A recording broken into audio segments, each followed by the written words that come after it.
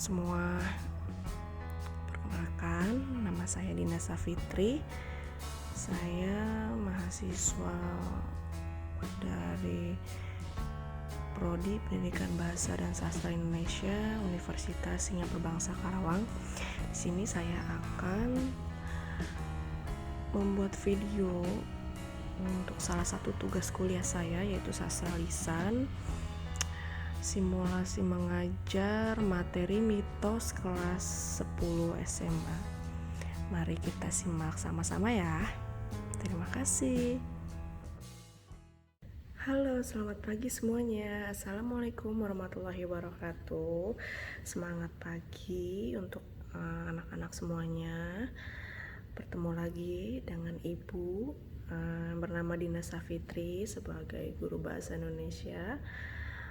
Di sini Ibu akan memaparkan materi tentang mitos dan Ibu kaitkan dengan tugas mata kuliah Ibu, yaitu sastra lisan.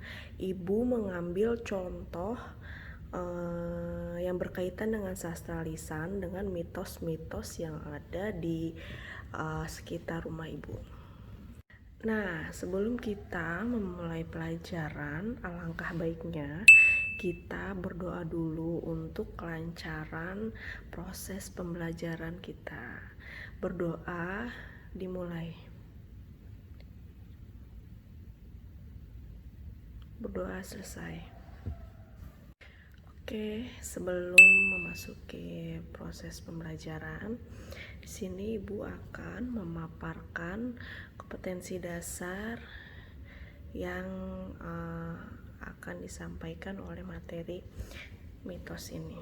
Kompetensi dasar yang pertama adalah menganalisis unsur pembangun cerita mitos tentang buaya putih dan ular berkepala mustika di Danau Situ Cipondoh. Nah, kompetensi dasar yang harus dicapai pada materi kali ini adalah yang pertama, siswa mampu menerapkan unsur-unsur pembangun cerita ke dalam kehidupan sehari-hari.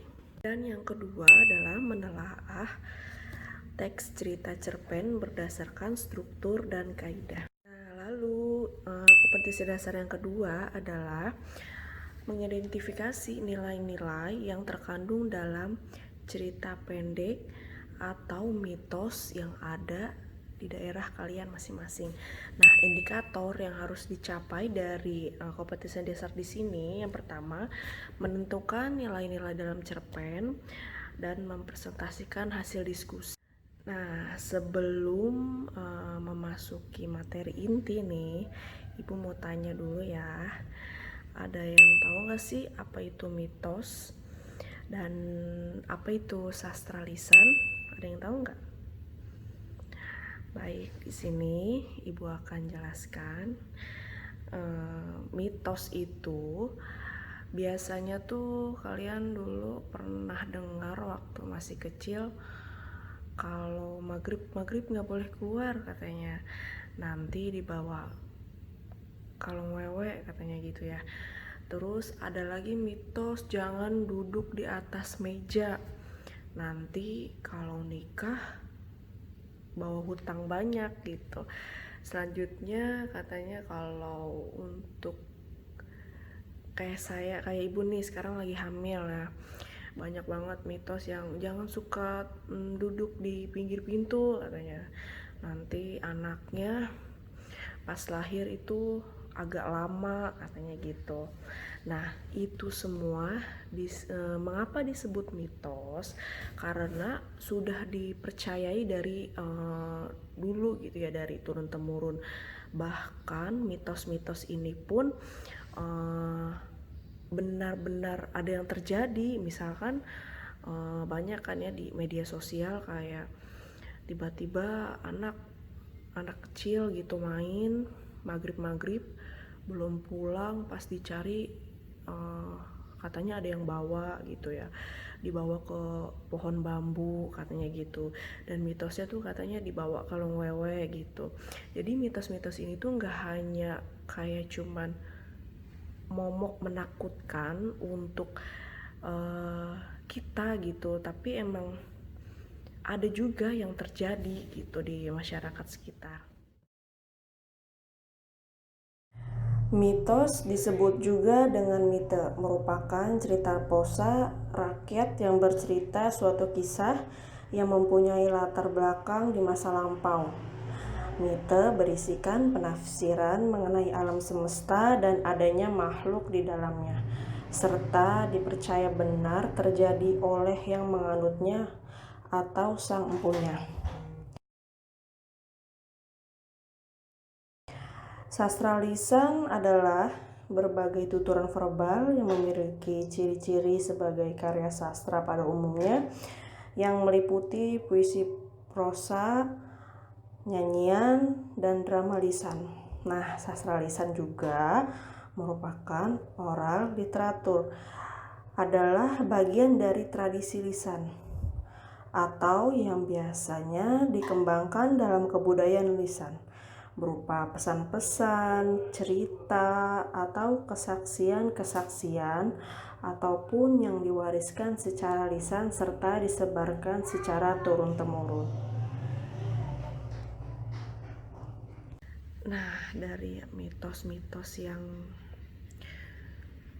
banyak diberitakan atau banyak diceritakan di masyarakat sekitar, di balik itu semua ada nilai-nilai kehidupan yang bisa kita ambil, yang bisa kita manfaatkan.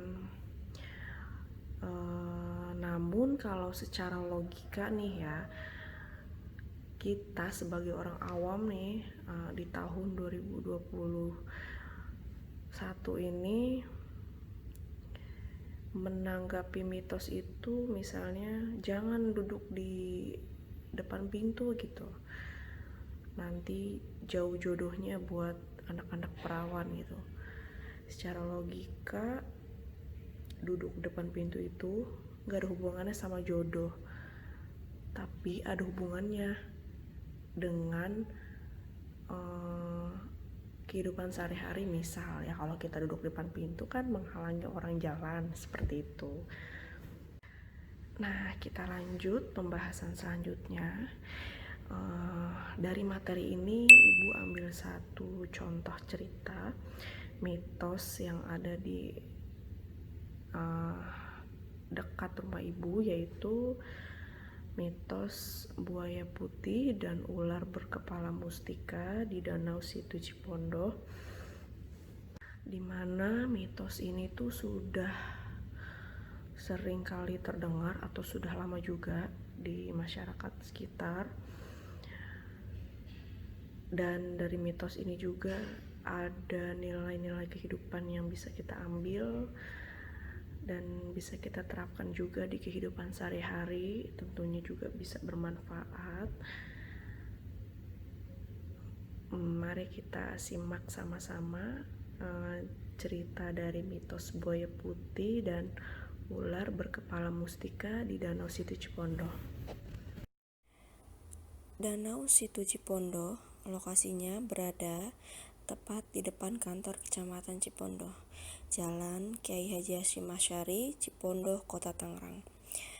Cipondoh ini merupakan lokasi wisata yang sangat cocok untuk keluarga yang ingin bersantai sambil menjernihkan pikiran. Danau Cipondoh menyajikan keindahan alam yang sangat menakjubkan. Di Danau Cipondoh ini tersedia juga sarana rekreasi seperti bebek terapung yang dikayuh, sepeda air, dan juga perahu yang bisa membawa pengunjung berkeliling menyusuri danau. Danau Situ Cipondoh tidak hanya menjadi tempat rekreasi untuk bersantai-santai bersama keluarga, namun ada pula cerita tentang Danau Cipondoh, yaitu misteri buaya putih dan ular bermahkota penunggu Situ Cipondoh, Tangerang. Terdapat mitos seekor buaya putih dan ular bermahkota yang merupakan penunggu Situ Cipondoh. Rumor ini beredar di kawasan wisata air Situ Cipondoh, ternyata sudah sangat melekat dan sudah dipercayai oleh warga sekitar. Dua makhluk yang dipercaya oleh warga merupakan buaya berwarna putih dan seekor ular yang mengenakan mahkota di kepalanya. Menurut seorang juru parkir di situ Cipondo mengatakan bahwa keberadaan makhluk gaib tersebut sekedar rumor katanya, karena hanya orang yang memiliki kemampuan khususlah yang hanya dapat melihatnya.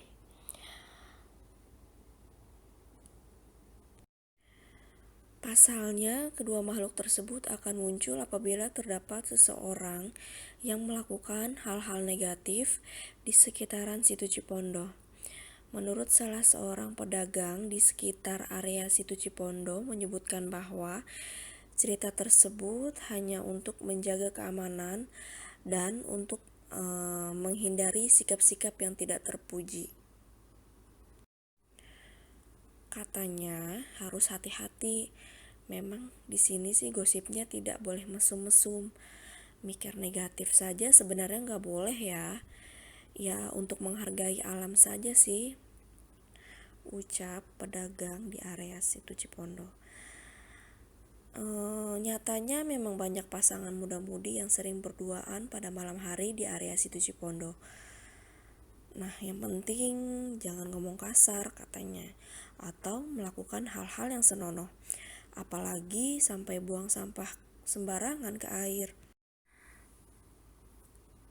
Para pedagang di area situ Cipondo juga pernah bilang bahwa pengelola dan pengurus situ Cipondo selalu melakukan tindakan tegas kepada pasangan muda-mudi yang masih berada di sekitar situ Cipondo untuk menjaga hal-hal yang tidak diinginkan.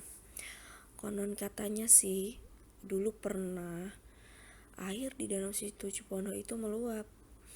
Gara-gara buaya putih itu ngamuk, ada pasangan remaja yang berbuat mesum di sini. Dan kabarnya orang itu hilang, entah kemana. Sampai sekarang juga belum ketemu. Danau Situ Cipondo salah satu kawasan wisata air yang murah meriah di wilayah Kota Tangerang. Selain menyimpan mitos tentang misteri buaya putih dan ular yang mengenakan mustika di kepala, konon katanya misteri buaya putih dan ular akan muncul pada saat-saat tertentu, namun cenderung di malam hari. Nah, tidak hanya mitos tentang buaya putih, air di danau situ Cipondo ini juga katanya bisa menyembuhkan berbagai macam penyakit. Katanya harus hati-hati. Memang di sini sih gosipnya tidak boleh mesum-mesum. Mikir negatif saja sebenarnya nggak boleh ya. Ya untuk menghargai alam saja sih. Ucap pedagang di area situ Cipondo. Nyatanya memang banyak pasangan muda-mudi yang sering berduaan pada malam hari di area situ Cipondo. Nah, yang penting jangan ngomong kasar katanya, atau melakukan hal-hal yang senonoh, apalagi sampai buang sampah sembarangan ke air. Ini adalah sepenggal cerita dan kisah dari Danau Situ Cipondo di Kota Tangerang. Semoga kita bisa mengambil sisi positif dari kisah dan kejadian-kejadian yang telah terjadi. Nah, setelah kalian mendengarkan cerita atau mitos yang ada di Danau Situ Cipondo, selanjutnya Ibu akan memberikan tugas kalian tentang mitos yang tadi telah kalian dengar atau kalian simak videonya. Dan tugasnya adalah 1, 2, Selanjutnya, tugas ketiga, kalian cari cerita atau mitos yang ada di lingkungan kalian. Lalu kalian tentukan unsur pembangun ceritanya dan bagaimana cara kalian menerapkan nilai-nilai mitos jika kalian terapkan ke dalam kehidupan sehari-hari. Nah, gimana teman-teman semua untuk materi yang Ibu sampaikan hari ini? Ada yang kurang dipahami, bisa Ibu ditanyakan kepada Ibu. Semuanya sudah paham dan mengerti? Kalau kalian sudah paham, silahkan kalian mengerjakan yang tugas yang telah Ibu berikan. Lalu besok kita diskusi bersama tentang tugas hari ini dan kita ulas atau kita evaluasi bersama untuk mengingat. Kalau tidak ada yang ingin ditanyakan, kurang lebihnya mohon maaf. Terima kasih sudah menyimak materi hari ini. Semoga materi hari ini bermanfaat untuk kita semua. Kurang lebihnya mohon maaf. Wassalamualaikum warahmatullahi wabarakatuh. Kita ketemu lagi besok. Bye. Terima kasih.